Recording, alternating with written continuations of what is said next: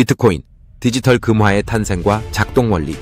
2008년 세계 경제는 대혼란에 빠져 있었습니다. 은행 시스템은 흔들렸고 많은 사람들이 기존 금융 시스템에 대한 신뢰를 잃어가던 때였습니다.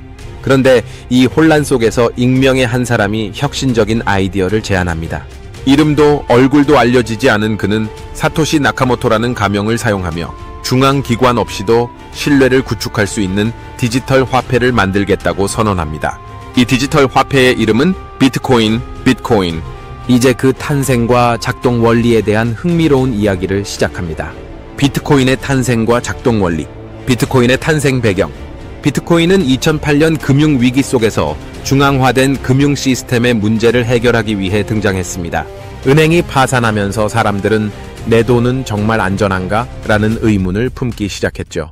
사토시 나카모토는 이 문제를 해결하기 위해 탈중앙화, decentralization 라는 개념을 중심으로 비트코인을 설계했습니다. 그의 아이디어는 간단하면서도 혁명적이었습니다. 사람들이 은행을 믿는 대신 수학과 기술을 믿게 하자는 것이었죠.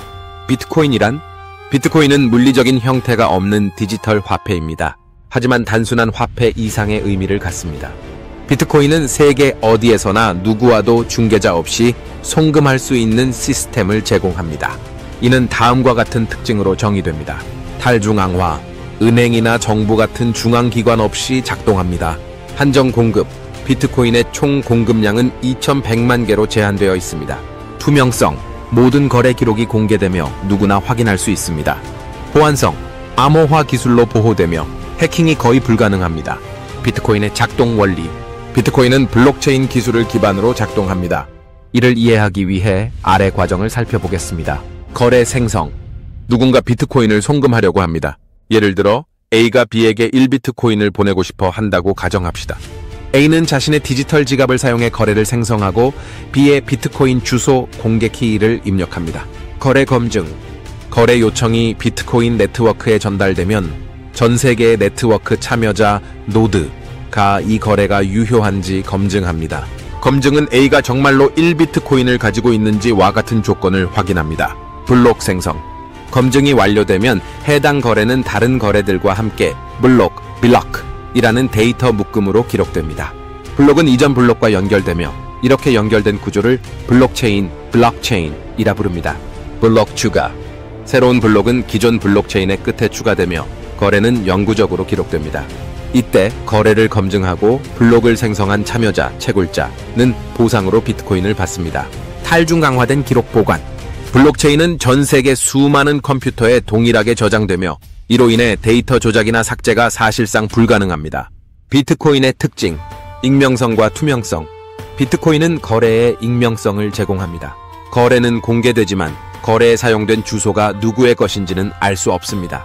이로 인해 개인정보가 보호되면서도 모든 거래 기록이 투명하게 공개됩니다. 한정된 공급량. 비트코인의 최대 발행량은 2100만 개로 더 이상 생성될 수 없습니다.